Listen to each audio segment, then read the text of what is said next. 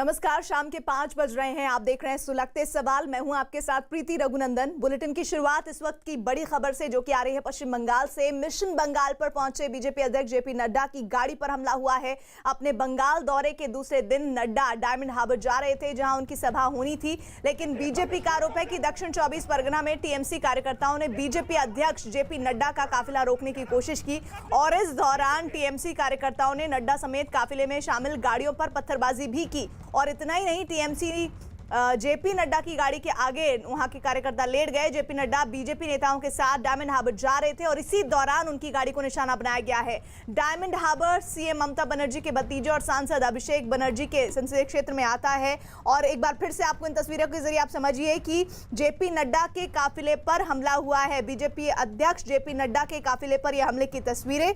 Diamond harbour जाते वक्त उन पर पथराव हुआ है उनकी गाड़ी पर। उनके साथ ही साथ कैलाश विजयवर्गीय की भी गाड़ी चपेट में आई है। विजयवर्गीय की गाड़ी के शीशे टूट गए हैं। संजय मयूख, संबित पात्रा की गाड़ी भी टूटी है, जिस तरह की जानकारियां मिल रही है। बंगाल पुलिस पर बहुत ज्यादा सवाल उठ रहे हैं, क्योंकि इससे पहले कल ही जेपी नड्डा ने सीधे तौर पर टीएमसी और पश्चिम बंगाल की सरकार पर हमला किया था। कहा था कि हमारे 130 कार्यकर्ता हाल फिलहाल हमलों में मारे गए हैं, जिसका सीधा आरोप टीएमसी और पश्चिम बंगाल की सरकार पर लगा कि जानबूझकर टीएमसी अपने डोलते हुए सिंहासन की वजह से घबराई हुई है, बौखलाई हुई है और इस तरह से बीजेपी कार्यकर्ताओं को निशाना बनाया जा रहा है। और इस बीच नड्डा की गाड़ी पर हमले की खबर, जिसकी तस्वीर इस वक्त आप देख रहे हैं। आज मैं यहाँ पहुंचा हूं तो मां दुर्गा की कृपा से पहुंचा हूं। टीएमसी के कार्यकर्ताओं ने और उनके गुंडों ने कोई कसर नहीं छोड़ी थी प्रजातंत्र के गले को दबाने के लिए, उसको समाप्त करने के लिए। लेकिन मैं भी आपको बताना चाहता हूं कि ये गुंडाराज, ये अराजकतावाद, ये ज्यादा दिन नहीं चलने वाला है। ममता जी, आपकी सरकार जाने वाली है और कमल खिलने वाला है। इस बात को हमको समझना है। जब मैं जंगल राज कहता हूं तो मैं ऐसे ही नहीं करता। आप देखिए हमारे कैलाश विजयवर्गीय जी, आप देखिए हमारे राहुल सिन्हा, आप इनकी गाड़ियों को देखिए। और हम सीधे रुक कर लेते हैं। हमारे साथ हमारी सहयोगी आशिका सिंह जुड़ी हुई है। आशिका, बंगाल में संग्राम है और इस संग्राम का आरोप इस वक्त बीजेपी की तरफ से टीएमसी पर लगाया जा रहा है, लेकिन मौजूदा प्रशासन क्या बता रहा है, पुलिस क्या कह रही है, किसके जरिए हमला हुआ है? पुलिस ने ट्वीट करके ये कहा है कि रास्ते पर कुछ लोग खड़े थे जिन्होंने अचानक पत्थरबाजी कर दी और ये कहा है कि जो काफिला है वो सकुशल अपने गंतव्य तक पहुंच गया है। ये कोई बड़ी बात नहीं है, ऐसे दिखाने की कोशिश हुई है। साथ ही ये टीएमसी की तरफ से भी कहा जा रहा है कि बीजेपी के जो लोग थे वो वीडियो बना रहे थे, उन्होंने उकसाया, जिसके बाद ये घटना हुई है।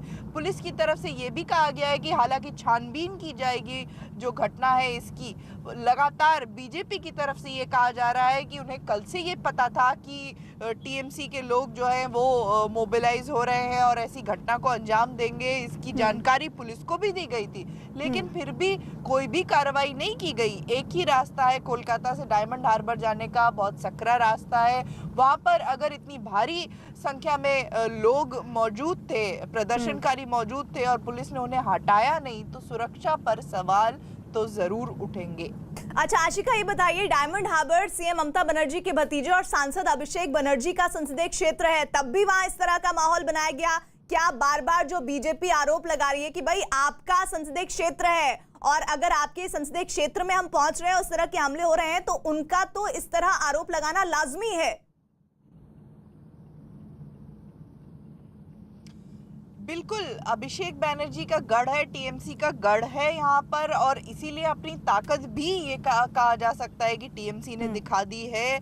और जहाँ तक टीएमसी की बात है तो टीएमसी के नेताओं का ये कहना है कि फिर नड्डा को भवानीपुर और डायमंड हार्बर तक जाने की क्या ज़रूरत थी।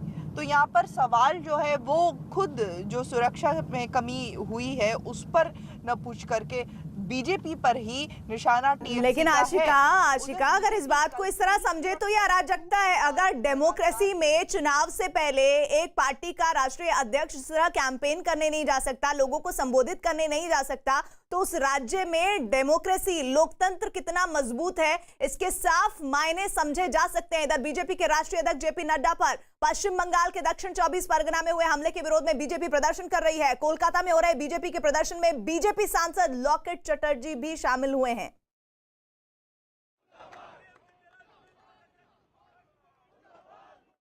और आइए अब किसान आंदोलन का भी रुख कर लेते हैं। केंद्रीय कृषि मंत्री नरेंद्र सिंह तोमर ने बंगाल में बीजेपी अध्यक्ष जेपी नड्डा पर हुए हमले के मामले में कड़ी कार्रवाई की मांग की है।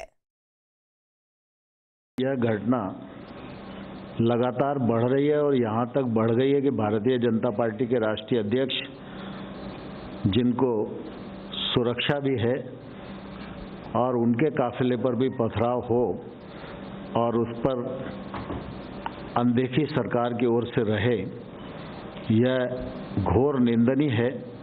और मैं पश्चिम बंगाल की इस घटना की कठोर शब्दों में निंदा करता हूं और संबंधित जो लोग हैं उन पर कार्रवाई की मांग करता हूं। किसान आंदोलन पर जो प्रोटेस्ट हुआ उस पर कृषि मंत्री प्रेस कॉन्फ्रेंस कर रहे थे, जिसमें उन पर जब सवाल पूछा गया जेपी नड्डा पर हुए हमले को लेकर तो उन्होंने उसकी निंदा की बात की है। सीधे रुक कर लेती हूँ आशिका का। आशिका, अब तो ऐसा लग रहा है कि बीजेपी अपने कैंपेन को पश्चिम बंगाल में और व्यापक तौर पर करेगी, क्योंकि अगर इस तरह के हमले टीएमसी के जरिए अगर वो साबित कर देती है तो चुनावों में आखिरकार फायदा किसका होगा ये बताने की आवश्यकता नहीं है। चलिए मैं आशिका पास दोबारा जाऊंगी, लेकिन एक बार फिर से ये तस्वीरें देखिए चुनाव से एन पहले। हालांकि पश्चिम बंगाल में ये तस्वीर नई नहीं है, चाहे पंचायत स्तर के चुनाव हो या विधानसभा के हो, लोकसभा के हो, पश्चिम बंगाल में इस तरह की हिंसा होती है। लेकिन अब तो हद हो गई है। एक महत्वपूर्ण विपक्षी पार्टी के राष्ट्रीय अध्यक्ष पर ईंट से हमला किया जा रहा है। इधर नड्डा के काफिले में शामिल बीजेपी के कई नेताओं की गाड़ियों से तोड़फोड़ की गई है और इस दौरान कैलाश विजयवर्गीय की गाड़ी में भी तोड़फोड़ हुई है। हमले में कैलाश विजयवर्गीय के हाथ में भी चोट आई है। बंगाल बीजेपी के प्रभारी कैलाश विजयवर्गीय का कहना है कि ममता सरकार डर गई है, इसलिए इस तरह का कदम उठा रही है। डायमंड हार्बर आते हुए बीजेपी के कारवां पर हमला हुआ है, जो कि आप देख सकते हैं। कैलाश विजयवर्गीय भाजपा नेता की गाड़ी है, शीशा पूरी तरह से चकनाचूर हो चुका है और जगह जगह पर वहां पर काफिले पर हमला हुआ है। जेपी नड्डा की गाड़ी पर भी पत्थरबाजी हुई है और कैलाश विजयवर्गीय सहित पार्टी के चोट भी लगी है। कैलाश जी, क्या हुआ? आपको चोट कैसे लगी? क्या हुआ? पथराव किया गाड़ी पे। आपकी गाड़ी का शीशा टूटा, आपके हाथ में लगा है? क्या हुआ था? पथराव किया। क्या बोलेंगे? क्या हुआ था? क्या आपकी गाड़ी का शीशा हमारी किसी आपकी गाड़ी का शीशा टूटा, शीशा फोड़ दी पूरी गाड़ी। इंजरी है, सिक्योरिटी इंजरी। एक तरफ गृह मंत्रालय की तरफ से नोटिस, दूसरी तरफ से आज भी कल जैसी तस्वीर देखने को मिली है, क्या कहेंगे? देखिए, अराजकता है, कहीं यहाँ पर कोई लॉ एंड ऑर्डर नहीं है। लॉ एंड ऑर्डर नहीं है यहाँ पर। कितने लोगों को चोट लगी? काफी हमारी सिक्योरिटी को भी चोट आई। सामने से क्या कहेंगे ममता की पुलिस से? अराजकता है सब, अराजकता। क्या हुआ, आपको चोट लगी? नहीं, मैं मतलब नैरो एस्केप था, लेकिन मेरे गाड़ी में जो थे उसको काफ़ी चोट लगा है। अभी ट्रीटमेंट की ज़रूरत है। तो कॉन्वॉय में शायद 10 से 11 गाड़ी को ऐसे ही मतलब डेस्परेटली ईट तो स्टोन वगैरह जो भी है वो छोड़ा गया और इसके लिए रास्ता तय था, बावजूद उसके वहाँ पर कार्यकर्ता मौजूद थे भारी संख्या में, क्या कहें? नहीं, actually it is all pre plan, क्योंकि वो लोग भी जानते हैं कि किस रूट से हम आएंगे। जब भी हमने ममता जी का भतीजा का एरिया हमने घुसा, तभी से ईंट पत्थर चालू हो गया। तो ये दिस इज़ नथिंग, मतलब ये we are now immune to it. हम लोग जानते हैं कि कुछ ना कुछ करके अटैक करेंगे ये लोग। डर गए हैं ममता बनर्जी। और सीधे हम उस जगह का रुख कर लेते हैं जहां पर इस वक्त प्रोटेस्ट कर रही है बीजेपी। विश्वजीत हमारे साथ, हमारे सहयोगी है। विश्वजीत, अब आगे बीजेपी की रणनीति क्या है? क्योंकि ये तो बहुत बड़ा हमला है कि राष्ट्रीय अध्यक्ष की गाड़ी को आप निशाना बना लेते हैं, ईंट पत्थर उस पर फेंकते हैं।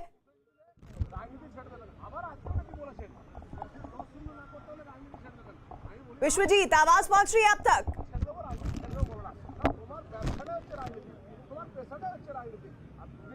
चलिए, लग रहा है उन तक शायद आवाज नहीं पहुंच पा रही है विश्वजीत तक, लेकिन ये तस्वीरें आपको बता दें कि बीजेपी प्रोटेस्ट कर रही है इस पूरे हमले के विरोध में, और सीधे तौर पर जिस तरह का माहौल पश्चिम बंगाल में अराजकता का बन गया है उसको लेकर आक्रामक है बीजेपी।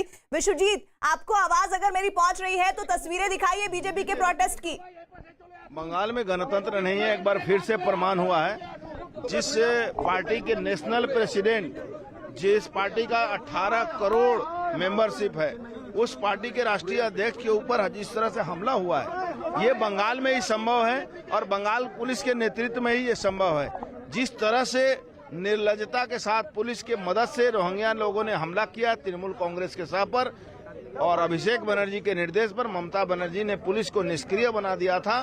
ये ऐसा हमला, इस तरह से नकारजनक कार्य, ये बंगाल में ही संभव है। और आपका नेक्स्ट कर्मसूची क्या है? हमारा कर्मसूची, हम लोगों ने 1 घंटा तक रास्ता अवरोध किया। अब हम लोग राज्यपाल महोदय से टाइम मांगे हैं कि बंगाल में लॉ एंड ऑर्डर नहीं है, इमीडिएट राष्ट्रपति शासन लागू करने की जो भी कानूनी प्रक्रिया है उसको पूरा किया जाए। नहीं तो बंगाल में जिस परिस्थिति में लोग रह रहे हैं, जहां जेड कैटेगरी के लोग सुरक्षित नहीं हैं, वहां दूसरे साधारण लोग कैसे सुरक्षित है? ये जो तृणमूल बोल रहा है जो बीजेपी का कर्मी उस पर हमला किया था। देखिए, तृणमूल कांग्रेस बंगाल में एक पुरानी परंपरा है कि कोई भी घटना है तो खासकर अभिषेक बनर्जी के इलाका में पीसी और भाईपो का भी आपस में झगड़ा चलता है। तो वहां के लोग कौन ज्यादा लूटेगा, कौन ज्यादा पैसा उठाएगा, इसकी लड़ाई है। तो यही बात उनको हमेशा दिमाग में रहती है कि इनर क्लास लड़ाई बोल के बच जाएंगे। लेकिन आजकल मीडिया का युग है, सोशल मीडिया का युग है, कोई बात छिपता नहीं है, हर कोई जानता है कि किसने हमला किया और क्यों हमला किया। ये थी अर्जुन सिंह और ये तीनों सांसद अभी राजभवन के तरफ चल रही है, और राजभवन जाके राज्यपाल से ये गवर्नर के पास 356 की मांग कर रही है, क्योंकि वेस्ट बंगाल में लॉ एंड ऑर्डर का सिचुएशन नहीं है, ऐसा बीजेपी का मांग है। और ये मसला बार बार विश्वजीत उठाया गया है बीजेपी की तरफ से कि भी पश्चिम बंगाल में लॉ एंड ऑर्डर को लेकर बहुत चिंता की बात है, जिस पर गौर किया जाना चाहिए, जिस पर ममता सरकार बिल्कुल ध्यान नहीं दे पा रही है, या यूं कहें कि पूरी तरह से नाकाम है। ये बीजेपी का आरोप है। इधर बंगाल में बीजेपी अध्यक्ष जेपी नड्डा पर हुए हमले को गृह मंत्रालय ने गंभीरता से लिया है। गृह मंत्री अमित शाह ने ट्वीट किया है। आज बंगाल में बीजेपी के राष्ट्रीय अध्यक्ष जेपी नड्डा के ऊपर हुआ हमला बहुत ही निंदनीय है। उसकी जितनी भी निंदा की जाए वो कम है। केंद्र सरकार इस हमले को पूरी गंभीरता से ले रही है। बंगाल सरकार को इस प्रायोजित हिंसा के लिए प्रदेश की शांति प्रिय जनता को जवाब देना चाहिए। टीएमसी शासन में बंगाल अत्याचार, अराजकता और अंधकार के युग में जा चुका है। टीएमसी के राज में पश्चिम बंगाल के अंदर जिस तरह की राजनीतिक हिंसा को संस्थागत कर चरम सीमा पर पहुंचाया गया, वो लोकतांत्रिक मूल्यों में विश्वास रखने वाले सभी लोगों के लिए दुखद भी है और चिंताजनक भी है। तो ये गृह मंत्रालय की तरफ से ट्वीट अमित शाह के जरिए सामने आया, जिसमें उन्होंने काफी निंदा की है इस हमले की। इधर बंगाल में बीजेपी अध्यक्ष जेपी नड्डा पर हुए हमले को रक्षा मंत्री राजनाथ सिंह ने चिंताजनक बताते हुए उस पर ट्वीट किया है। उन्होंने लिखा है, पश्चिम बंगाल के प्रवास के दौरान बीजेपी के राष्ट्रीय अध्यक्ष जेपी नड्डा के काफिले पर हुए हमले के बाद मैंने उनसे फोन पर बात करके उनके कुशल क्षेम की जानकारी प्राप्त की। यह घटना पश्चिम बंगाल की गिरती कानून व्यवस्था का परिचायक है। लोकतंत्र में राजनीतिक नेताओं को इस तरह से निशाना बनाना बेहद चिंताजनक है। बीजेपी के राष्ट्रीय अध्यक्ष के काफिले पर हुए हमले की गंभीरता को देखते हुए इसकी पूरी जांच की जानी चाहिए और इस घटना की जिम्मेदारी तय की जानी चाहिए। और इधर बीजेपी नेता स्वपन दास गुप्ता ने दावा किया है कि इस हमले की जानकारी उन्हें पहले से ही थी। पुलिस को इस बारे में जानकारी दी गई थी, पर पुलिस ने इस पर कोई कदम ही नहीं उठाया। भाजपा नेता स्वपन दास गुप्ता हमारे साथ हैं। दादा, क्या हुआ था? क्या आपको भी चोट लगी? नहीं, मेरे चोट पर्सनली कोई चोट नहीं लगी, लेकिन हमारा गाड़ी का ऊपर थोड़ा डंडा और ये सब लेके थोड़ा किया था, ज़्यादा नहीं। लेकिन सामने का गाड़ी, नड्डा जी का गाड़ी का ऊपर आक्रमण हुआ था। कैलाश जी का गाड़ी का कांच वांच टूट दिया था, बहुत सारे लोगों को। और पीछे बाइकर्स है, देखते हैं उनका ऊपर ज़्यादा खतरा है। देखिए, ये इतना छोटा, ये जो नैरो रास्ते पे दोनों तरफ तृणमूल प्रशासन के और पुलिस के सहायता से पूरा रास्ता ब्लॉक कर दिया था, और उनका उनका ऑब्जेक्टिव ये था कि लोगों को ऊपर थ्रेट करके बीजेपी का यहाँ सभा नहीं करने देंगे। पहले से प्लान था।